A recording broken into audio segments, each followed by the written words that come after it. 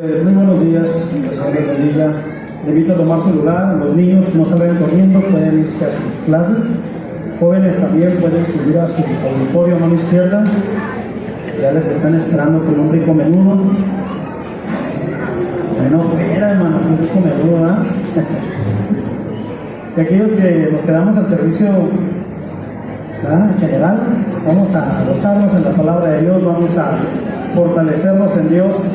No sin antes hacer una oración. Ahí en su lugar, cierre sus ojos, dígale al Amantísimo Padre Celestial que damos las gracias por ser tan bueno, tan justo, tan misericordioso, tan clemente. Gracias, Dios, por darnos la oportunidad de estar aquí en tu casa para alabarte, para adorarte, pero también, Señor, para poder escuchar tu palabra. Por eso en esta preciosa mañana, Señor, todavía pedimos que tu Espíritu Santo nos dirija, que tu Espíritu Santo nos guíe a toda verdad y a toda justicia. La palabra dice que Él es el que nos guía, Señor, así que en esta preciosa mañana que tu instrucción, Señor, vaya dirigida por Él, Señor. Bendecimos tu nombre, en el nombre de Jesucristo. Amén. ¿Cuántos dicen amén? Amén. ¿Por qué no voltea con la persona que tiene a un lado y le regala una sonrisa colgate? Sonríale bien, hermano. Si no le sonrió al entrar al servicio porque llegó un poco tarde, ahora es el tiempo. Y me gustaría que vaya conmigo al libro de Hechos de los Apóstoles. Yo creo que en vez de ponerle Hechos de los Apóstoles, yo creo que hubiese sido también bueno ponerle Hechos del Espíritu Santo. ¿Cuántos creen? Porque el libro de Hechos de los Apóstoles, en este libro podemos encontrar cómo el Espíritu de Dios dirigía a los apóstoles, cómo el Espíritu de Dios dirigía o llevaba a los apóstoles a hacer la voluntad perfecta de Dios. Y yo no sé si usted ha estudiado un poquito más la Biblia, pero cuando vemos el Antiguo Testamento, vemos que no era exactamente el Espíritu de Dios quien dirigía al pueblo, sino que había una ley, la ley mosaica. Y el pueblo de Israel se regía por esta ley. Y el pueblo era dirigida por esta ley. De hecho, vemos al mismo Josué en el capítulo 1, versículo 6 en adelante, que se le da una serie de instrucciones donde se le dice: mira que te mando que guardes, ¿verdad? Y hagas conforme está escrito en el libro de la ley. Entonces, ellos eran dirigidos por la ley. Pero viene Jesús, cumple la ley por cada uno de nosotros, y dice la Biblia que Él es el fin de la ley para justicia a todo aquel que cree. ¿Cuántos creen en esta mañana, en esa justicia? Romanos capítulo 5, versículo 1 dice que justificados pues, ya no por la ley, ya no por sus obras, sino por la fe, tenemos paz para con Dios. Entonces, en este capítulo de Hechos de los Apóstoles, capítulo 3, ya está ahí, versículo 19 y 20, vemos que acontece un extraordinario milagro. Dice el versículo 19, si ya está ahí conmigo, dice, y este es un mensaje de Pedro, escuche: así que arrepentidos. Es el primer mensaje, una de las primeras predicaciones del apóstol Pedro. Así que arrepentíos y convertíos para que sean borrados, ¿qué? Vuestros pecados, para que vengan de la presencia del Señor tiempos de refrigerio. ¿Qué había ocurrido? La Biblia dice que Pedro y Juan subían a cierta hora, las 3 de la tarde se le dice, que ellos subían a orar al templo. Y que allí en el templo, en la entrada del templo, había un hombre que había sido ciego. Cuando este hombre ve a Pedro, ve a Juan, pues él suele hacer lo que hoy en día vemos en los semáforos que mucha gente hace, que no, ¿verdad? Que no tiene quizás un trabajo, un oficio, viene y te pide dinero. Él viene y le dice: hey, una monedita, $1, no sé, un coin, algo. Y me gusta la respuesta de Pedro, porque Pedro le dice: yo no tengo oro ni tengo plata. Dígale a la persona que tiene a un lado: no tengo oro ni tengo plata, pero lo que tengo te doy. Ahora pregúntele al que le diga: ¿y qué tienes para darme? Aleluya. Cuando los judíos de ese tiempo miran el milagro que ocurre, ya que Pedro dice: no tengo oro ni plata, pero lo que tengo te doy, en el nombre de Jesucristo levántate. La Biblia dice que este hombre se incorpora y comienza a caminar, comienza a alabar a Dios, El pueblo se hace un escándalo por el milagro que acababa de ocurrir por manos de Pedro. Pero no era Pedro, era el Espíritu de Dios. Amén. Entonces la palabra de Dios dice que Dios se sorprende de esto. El mensaje que les da Pedro a partir de este momento es que ellos no tenían un problema nada más con una persona paralítica. La visión de Pedro iba más allá que una enfermedad física. Y Pedro nota, y yo pienso que lo discierne espiritualmente, que ellos tienen una necesidad espiritual. Y esta necesidad espiritual no era solamente un problema cualquiera, sino que ellos necesitaban arrepentimiento. Yo no sé cuántas veces usted de pronto ha venido a Dios y expone sus necesidades, sus problemas, sus situaciones, sus pecados, mis pecados que exponemos delante de Dios.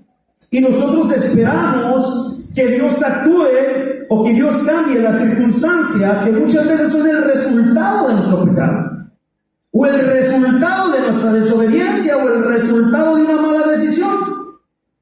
Sin embargo, una de las principales sugerencias o consejos que vienen del apóstol Pedro es arrepentidos. Y me gusta porque Pedro dice algo bien interesante. Dice: para que venga de la presencia de Dios tiempos de refrigerio. No para que venga de nosotros una oración que te pueda sanar físicamente solo y ya, sino para que venga directamente de la presencia de Dios un tiempo de refrigerio. Y yo no sé si en esta mañana usted se puede identificar con esta palabra, pero yo creo que todos dentro de esta congregación hemos necesitado y quizás estamos necesitando un tiempo de refrigerio.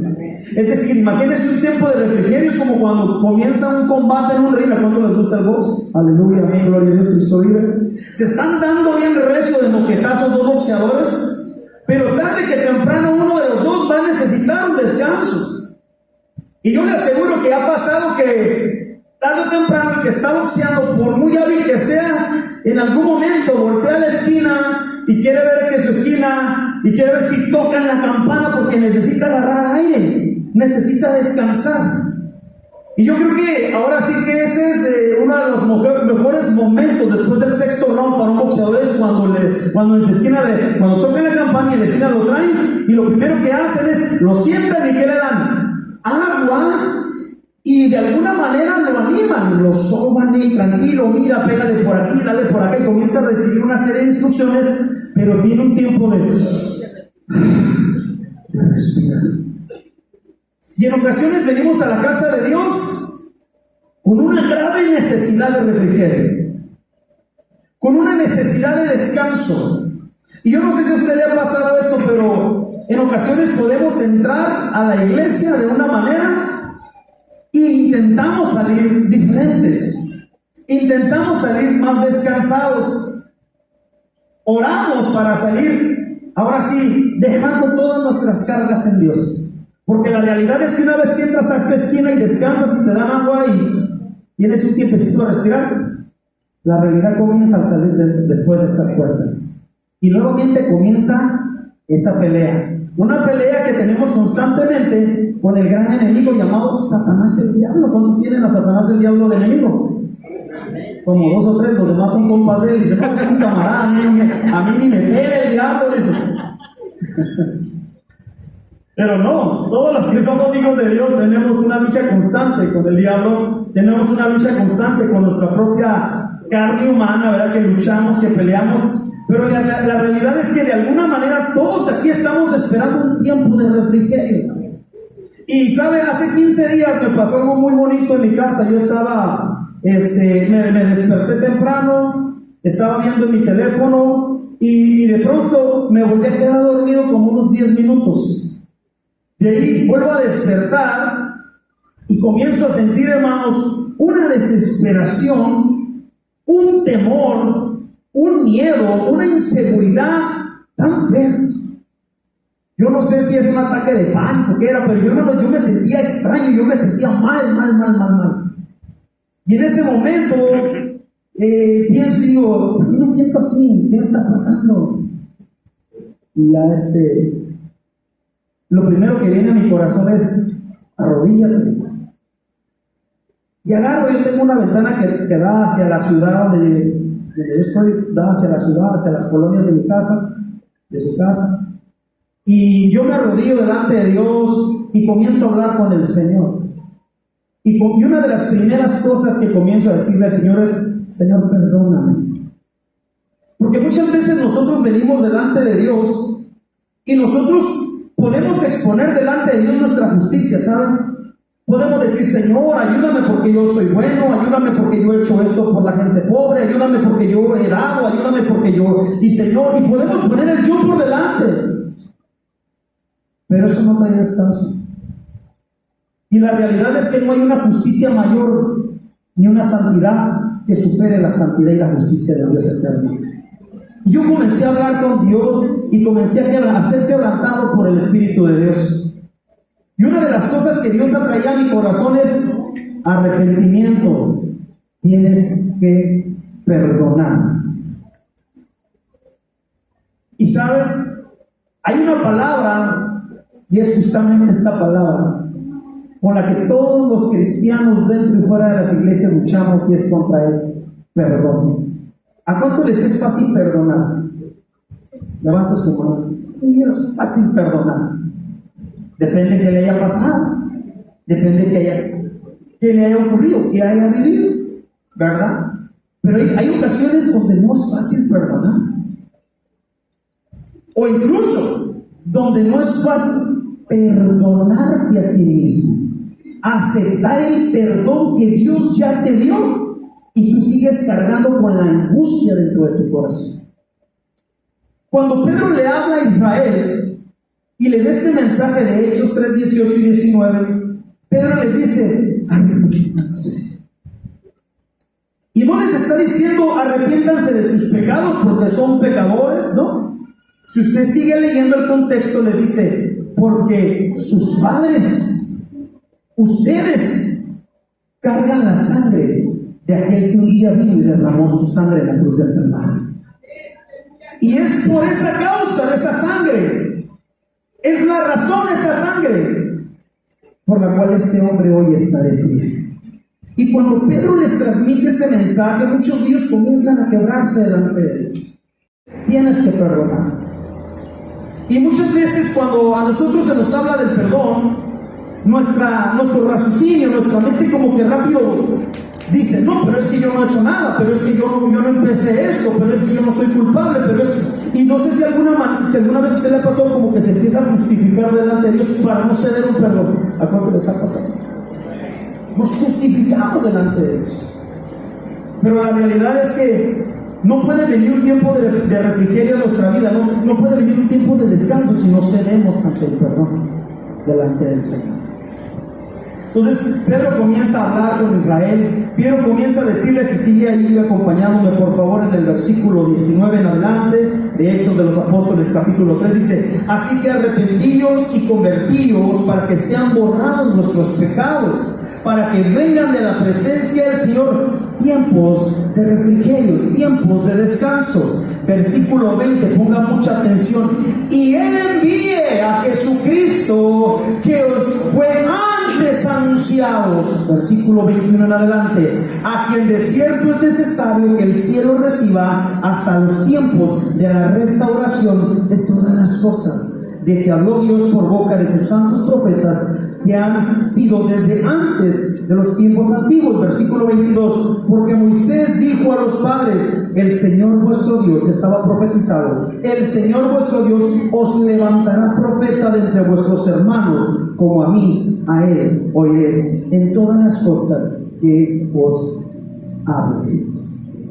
Cuando Moisés le está diciendo esto al pueblo de Israel, se me está bloqueando mucho el teléfono, nada más por eso estoy con atención aquí. Tengo mi bosquejo en el teléfono, pido una disculpa por esto, no creo que ando chateando en el Facebook, no hermanos, se me bloquea mi tipo. Cuando Moisés caminaba con el pueblo de Israel en el desierto, en el tiempo del Éxodo, Moisés recibe una revelación de parte de Dios. Y una de las revelaciones maravillosas que Moisés recibe es que en algún momento no sería Moisés quien dirigiría a ese pueblo judío, sino que en un momento inesperado se levantaría el Salvador de la humanidad. Y sería él el mejor pastor para dirigir a su pueblo por el desierto. Y Moisés está profetizando en este momento. Cuando Pedro está hablando con la nación de Israel, Pedro los está llamando a un arrepentimiento para reconocer a aquel que era parte de las profecías de Moisés, pero también aquel a quienes sus padres de ellos le habían crucificado y lo habían rechazado. Y muchas veces para ellos como judíos era muy difícil aceptar que en ese nombre, justamente en el nombre de Jesucristo de Nazaret, podía haber perdón, podía haber sanidad, porque para empezar no le podían reconocer como el Salvador del universo, el Salvador de la humanidad. Algo que me gusta del Señor, de su palabra, es que cada vez que Dios nos llama a un arrepentimiento, es con el deseo de darnos descanso. Entonces el rey David escribe algo interesante en el Salmo 55, versículo 22, búsquelo por favor. Y el salmista deja en claro que es importante para poder recibir el refrigerio de Dios, volver nuestro corazón a Dios y sobre todas las cosas echar en el Señor nuestras cargas. Y el Salmo 55, versículo 22, ahí está en pantalla, ¿verdad? ¿Qué dice? Echa sobre Jehová tu carga. Tóquele el hombro a la persona que tiene a un lado y dígale, ¿tienes una carga en esta mañana? Dígale neta, dígale, sí, tengo una cargota, hermano.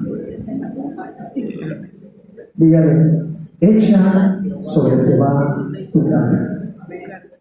¿Estás preocupada? ¿Has venido preocupada? ¿Has venido preocupado? ¿Estás mortificada? ¿Estás mortificado? Dios te dice esta mañana, echa sobre mí tu carga. Dios la recibe. Dios te dice, pon en mí tus preocupaciones. Sigue diciendo el Salmo, y Él te sustentará. ¿Sí se da cuenta lo que está diciendo el Señor? Él te sustentará. Cualquier situación en la que estemos, por la que estemos pasando, cualquier circunstancia por la que estemos atravesando, Él toma la responsabilidad de sustentarnos.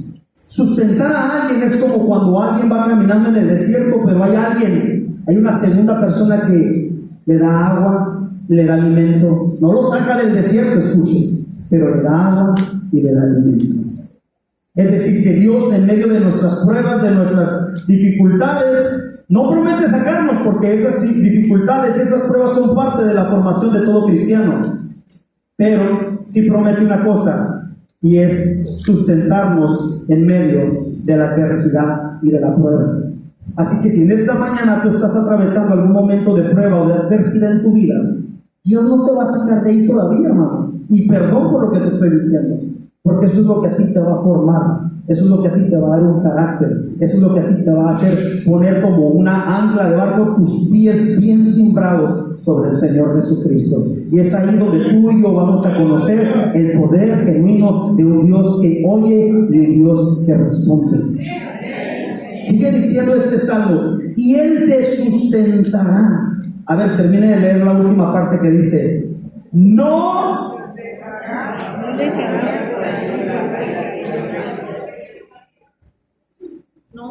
¿te sientes caída o te sientes caído? No, pues nadie va a decir que sí, porque dice, no, me están viendo los hermanos. ¿Alguien aquí siente que su fe está menguando? Te dices que he dejado de creer como yo creía, porque me han pasado tantas cosas y ya no sé si seguir creyendo o no. O creo, pero tengo mis dudas. Y algo que es interesante, este Salmo dice, no dejará para siempre, para siempre. Es decir, la prueba, la dificultad, la enfermedad, el momento difícil que estamos viviendo, que estés viviendo, no es para siempre. Y por eso dice, no dejará para siempre caído al justo. Termina diciendo, no dejará para siempre caído al justo. El profeta Zacarías escucha en los tiempos de adoración, en sus tiempos de devoción con el Señor, en Zacarías capítulo 4, versículo 6, si me acompaña también, el profeta Zacarías entiende una cosa. Él vive en un tiempo muy difícil, en una época muy difícil, de guerras, de muertes, de dificultades, y él entiende una cosa. Y lo primero que comprende es que nuestras pruebas, nuestras guerras, nuestras dificultades no se pueden combatir siempre humanamente. Los problemas que tenemos no siempre se pueden resolver humanamente, porque donde termina la mano del hombre, ahí tiene que comenzar la mano de Dios. Y entonces Zacarías en el capítulo 4, el versículo 6 dice: entonces respondió y me habló diciendo, Zacarías 4, 6, me equivoqué en este versículo, pero mire, se lo voy a leer aquí como yo lo escribí. Dice, no sé si me pueden ayudar a encontrarlo, dice: no es con ejércitos, no es con fuerza, sino con mi espíritu, ha dicho Jehová de los ejércitos. Es decir, si tú y yo estamos en alguna situación difícil, si tú estás pasando por una enfermedad, si tú tienes a alguien por el cual estás orando, quizás esté en prisión, quizás esté en una situación de un centro de rehabilitación, quizás un hijo perdido, no sé cuál es el contexto, pero Dios dice esta preciosa mañana: no es con tus fuerzas, es con mi Espíritu Santo. Y algo que es hermoso de la persona del Espíritu Santo es que el Espíritu Santo escudriña el corazón de Dios. Y el Espíritu Santo trae al corazón del hombre esa seguridad de que los propósitos y los planes que Dios tiene para el hombre no son para destruirlo, son para darle vida y vida en abundancia. En el momento de la prueba nosotros no lo podemos entender, nosotros no lo aceptamos porque no lo entendemos, pero Él sí lo entiende y es suficiente. Que su amor es eterno y es para el bien de tu alma y de mi alma. ¿Cuántos dicen amén? Híjole, hermanos, por allá miré a ustedes que están anotando goles, se me andan quedando dormidos. Ya los miré que andan anotando goles. No se duerman, gócese en esta mañana. ¿Por qué no le dan un fuerte aplauso al Señor Jesucristo? Vamos, despierten que se está volviendo al lado de ustedes.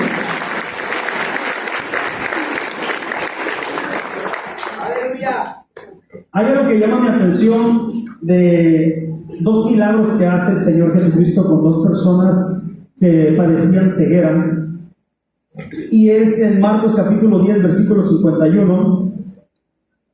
Cuando Jesús mira esta enfermedad de estas personas, o de esta persona principalmente, en Marcos 10, 51, Jesús le hace una pregunta rara a este hombre que no podía ver.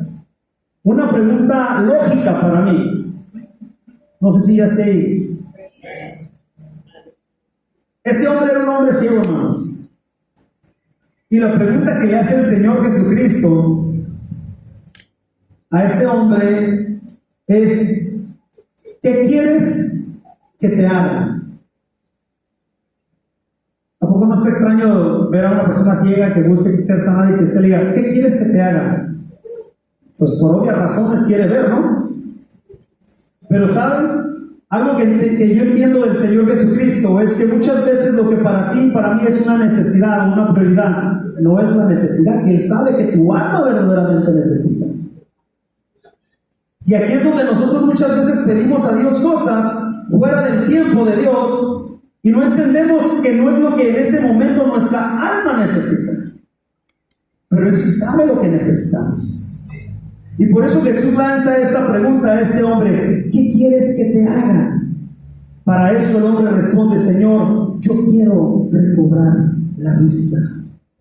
Y yo estoy tan seguro que en ese momento que Jesús escucha su necesidad física, no era nada más la voluntad perfecta de Dios poder satisfacer una necesidad física, sino verdaderamente ir más allá y poder traerle una llenura en su alma y en su espíritu.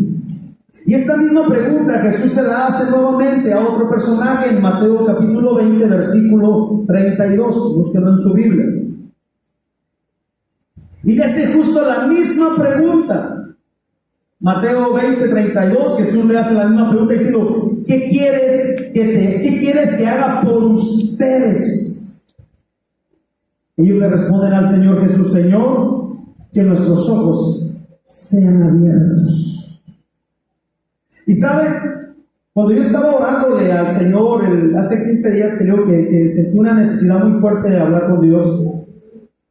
Una de las cosas que yo le expuse a Dios, bueno, eran tantas cosas que le expuse a Dios en mi vida. Le dije: Señor, esto, aquello, y aquello, y aquello, y aquello, y aquello, y aquello. Y lo último que yo sentí que Dios me dijo es: sí, te voy a responder en todo eso. Y Dios solamente me dijo: perdón. Y muchas veces nosotros buscamos una respuesta a lo que para nosotros en este momento es lo más importante. Pero hay algo que nosotros no podemos escudriñar, y sí lo escudriña el Espíritu de Dios, y es la verdadera necesidad que nuestra alma está teniendo. Y quizás en esta preciosa mañana tú vienes ante un servicio donde tu expectativa es muy alta y dices: yo voy a la iglesia porque quiero recibir que Dios me hable y me goce y me alegre. Y quizás en esta mañana Dios te está diciendo: te vas a gozar, te vas a alegrar, te vas a deleitar, pero yo necesito que tú perdones. Y quizás para ti no sea sencillo eso. O quizás para ti no sea la prioridad como para el ciego. Para el ciego, pues el Señor nos da cuenta: mi prioridad es dinero, mi prioridad es una casa, mi prioridad es el trabajo, mi prioridad. Y Dios ve tu corazón, porque Él es espíritu y escudriña tu alma y dice: no, tu prioridad no es nada de eso. Tu prioridad es el perdón. Para que entonces venga de mi presencia un tiempo de refrigerio para tu alma. Un tiempo de descanso. El proverbista Salomón escribe en Proverbios capítulo 29, versículo 18, y dice: donde no hay dirección sabia, caerá el pueblo, mas en la multitud de consejeros hay seguridad. Donde no hay dirección sabia. Cada vez que nosotros queremos llevar nuestra vida, controlar nuestra vida o seguir el consejo de todas las voces menos la voz de Dios, la realidad es que no hay una dirección sabia, porque normalmente el ser humano se inclina hacia lo que al ser humano le gusta. ¿A cuántos les pasa? Que les gusta escuchar consejos que les satisfacen, que los hacen sentir cómodos, que usted dice: eso me gusta, lo que este está diciendo, eso me gusta, eso es para mí, dice uno. Pero cuando venimos a la presencia de Dios y el Espíritu de Dios expone ante su luz nuestra vida, expone ante su luz nuestras verdaderas necesidades, entonces como que decimos: no, yo no estoy de acuerdo. O de pronto, yo no sé si a usted alguna vez la han estado predicando desde este altar y usted como que dice amén porque pues es litúrgico, es de todos tenemos que decir amén, pero no siempre está de acuerdo con lo que le están diciendo. ¿Le ha pasado? No sé si me estoy dando a entender. Y a veces podemos decir también: no, amén, pero realmente entre nosotros sabemos que no estamos dispuestos a hacer lo que se nos está indicando que tenemos que hacer.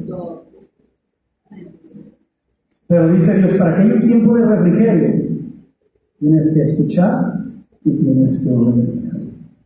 El proverbista vuelve a escribir en el capítulo 14 de Proverbios, versículo 12, y esta es una palabra fuerte, mire, y más para nosotros los hombres. No nos gusta que nos digan nuestras verdades. Y dice 14:12 de Proverbios: hay caminos que al hombre le parecen derechos. Varones, levanten sus manos, por favor. ¿A cuántos hay caminos que nos parecen derechos? No, voy por buen camino, esta actitud que llevo es la mejor, ¿no? Así como voy a ser exitoso, y así uno piensa. Pero luego el Señor termina diciendo: pero ese camino, donde no hay sabiduría, donde no hay un consejo sabio, donde la dirección no te la está dando el Espíritu Santo, ese camino es un camino de muerte. Y no es necesariamente una muerte física, sino una muerte peor, una separación entre Dios y el hombre. Y allá andamos después achicopalados, ya no queremos venir a la iglesia, ya no voy a la iglesia porque desde que me acerqué a Dios me va peor. No te va peor, no nos va peor porque nos acerquemos a Dios. Nos va peor por no seguir el consejo que Dios nos está dando. Esa es la verdad. ¿Cuántos dicen amén de los varones? Gracias, mujeres, Dios las bendiga. No, varones, de verdad, digan amén, por favor. Gracias por esos 5 meses. El Salmo 145, versículo 8, búsquelo por favor. Salmos. Hace mucho calor, hermano. Yo desde que subí, estoy sudando. Está fuerte el calor aquí arriba. Andaban bien espirituales. Hermana Belén, no sé si me puede ayudar. Está fuerte el calor aquí arriba. Aleluya. En el Salmo 145, versículo 8, llamen a mí cuando esté arriba. Algo que podemos encontrar en el Señor en todo tiempo, ¿sabe? Es su clemencia, es su amor, es su compasión, es su misericordia. Y Él escribe en el Salmo 145, versículo 8 y 9, diciendo: clemente y misericordioso es Jehová. Fíjese qué hermoso es saber que si hay alguien ante cuya presencia yo me puedo presentar y tener la seguridad que si yo vengo delante de Él con fe, puedo encontrar en alguien que verdaderamente es digno, en lugar de que diga, no eres digno de mí, aléjate, no. Qué importante, qué hermoso es saber que alguien que verdaderamente es santo y digno, si tú y yo venimos ante su presencia, podemos encontrar clemencia y misericordia. Y por eso el salmista escribe y dice: clemente y misericordioso es Jehová. Y luego dice algo interesante, dice: Él es lento para la ira. ¿Cuántos papás aquí somos lentos para la ira? Yo me acuerdo que mi mamá no era nada lenta para la ira, de manera rapidísima. Mi mamá resolvía los problemas de los niños así rapidísimo. Traigan el cable de la plancha con el que me iban a pegar. Allá iba uno así arrastrando los pies por el cable. Allá iba uno arrastrando los pies por el palo de la escoba. Allá iba uno arrastrando los pies, dice el pastor, corriendo, dando la vuelta así para que la chancla voladora no te llegara y te golpeara. Pero algo que sí, de verdad, yo digo, admiro de parte de Dios es la clemencia, es su misericordia, es su compasión, que en esta mañana está con unos brazotes abiertos como el padre del hijo pródigo diciendo: ¿qué esperas para venir a mí? ¿Qué esperas para venir y descansar en mi presencia? ¿Qué esperas para venir y recibir de mí tiempos de refrigerio, tiempos de descanso? Si hay aquí en esta iglesia alguien que se sienta cansada, que se sienta cansado, que se sienta triste, que esté en una situación donde solamente tú sabes que el único que puede ayudarte es Dios, si hay alguien aquí en esa situación, déjame decirle: estás en el lugar correcto. Aquí hay un Dios con los brazos abiertos, esperándote. Aquí hay un Dios con los brazos abiertos para amarte, para restaurarte, para sanarte, para limpiarte, para darte vida. Aquí hay un Dios así de grande y así de poderoso. Entonces el salmista sigue diciendo: clemente y misericordioso es Jehová. Él es lento para la ira y grande en misericordia. Sigue diciendo: bueno es Jehová para con todos, no hay excepción, y sus misericordias sobre todas sus obras. ¿Cuántos son obra de Dios en esta mañana? Usted y yo somos una obra de Dios. Y por el hecho de que usted y yo somos una obra de Dios, ¿saben? Es como aquel que, no sé, que agarra una plantita en semilla todavía. Y yo tengo en mi casa, tengo una plantita así chiquita que compré aquí en el Home Depot, hermano. Y la traje bien bonita. Y la puse en el patio y comencé a echarle agüita. Pero yo no tengo mano de esas señoras que las frutas o las verduras se les dan. Y de verdad me encantan las florecitas, me encantan esas cosas, hermanos varones, no confundan por favor, yo soy bien machín.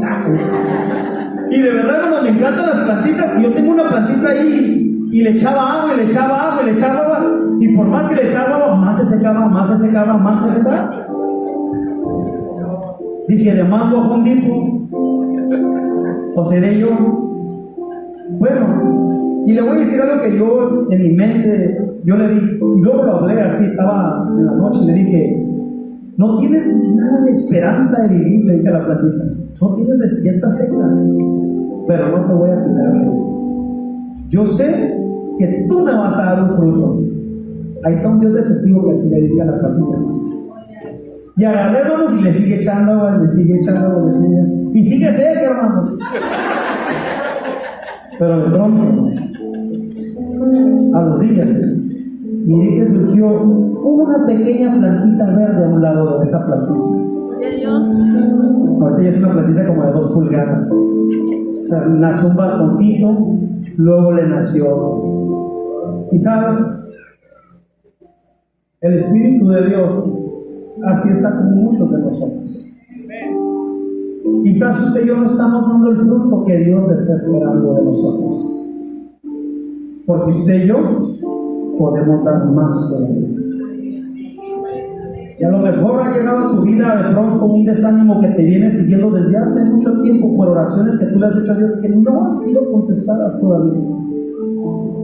Y quizás te encuentras como esa plantita, te encuentras seca, te encuentras seco.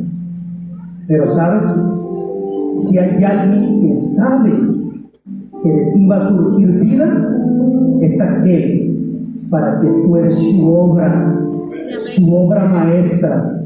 Y sabe bien que tarde o temprano tú y yo vamos a dar el fruto que Él está esperando de nosotros. Pero lo importante de esto es, no te va a arrancar, tiene un propósito, y ese propósito se va a llevar a cabo. ¿Por qué te pones sobre tus pies? Pregúntenle a los de la mañana si no soy bueno para dar textos bíblicos. Pero ¿saben? Hay un texto bíblico que siempre me ha movido en mi corazón, y es en el libro de Joel, capítulo 2, versículos 28 y 29. Y el Señor me lo daba y me lo ponía en mi mente este versículo esta semana. Joel, capítulo 2, versículos 28 y 29.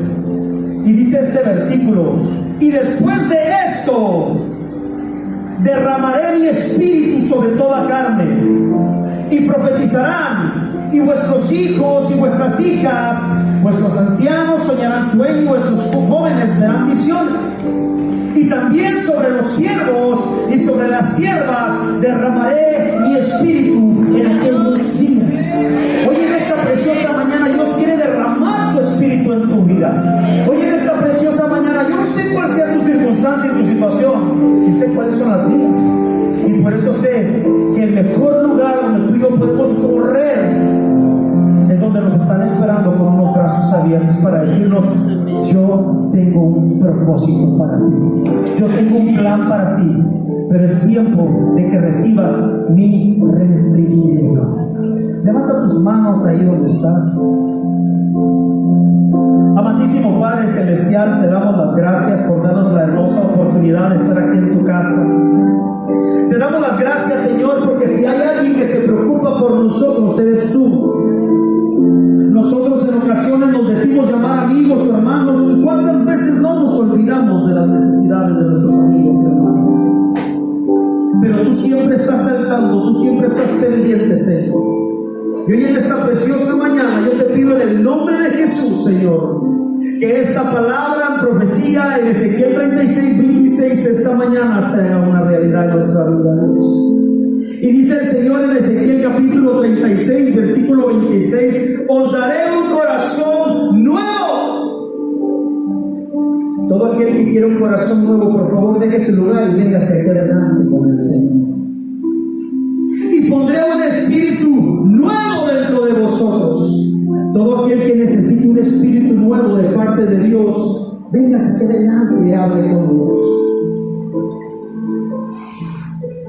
Y quitaré dentro de vosotros el corazón de piedra, y os daré un corazón de carne.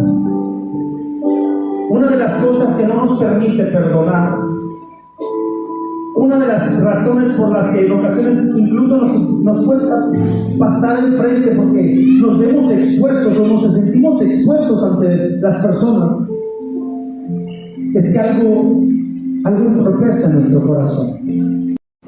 El pensamiento de vergüenza, ¿no? ¿Qué van a decir de mí si yo paso? Van a decir que yo ocupo ser restaurado. Pues sí, hermano, usted ocupa ser restaurado, yo ocupo ser restaurado. Porque si no, su palabra no dijera sus misericordias son nuevas cada mañana. Su misericordia de Dios en esta mañana se extiende delante de ti para que tú vengas ante su presencia y le digas: Señor, aquí está mi vida. Señor, aquí está mi corazón. Señor, entiendo que mi corazón no ha andado nada bien delante de ti. A veces leo, a veces no leo, a veces oro, a veces ni siquiera volteo a ver la Biblia. Señor, ¿cuántas veces te hice una promesa? ¿Cuántas veces pacté contigo, Señor? Y hoy en día aquí estoy, Señor, lejos de ti, Señor. Dentro de la iglesia, pero mi corazón está lejos de ti, Señor. Hoy en esta preciosa mañana nos queremos rendir delante de ti. Hoy en esta preciosa mañana queremos que este texto de tu palabra sea una realidad en nuestra vida. Necesitamos, Dios, que vuelvas a encender ese fuego, esa pasión por tu presencia en nuestro corazón. Y ahí en su lugar levante sus manos delante de Dios y diga con este canto: Señor, quebranta mi corazón. Ayúdame con este canto: quebranta mi corazón, quebranta mi vida, te entrego mi voluntad a ti. Y con sus propias palabras comience a hablar con Dios, comience a decirle: Señor, quebranta este corazón. Quebranta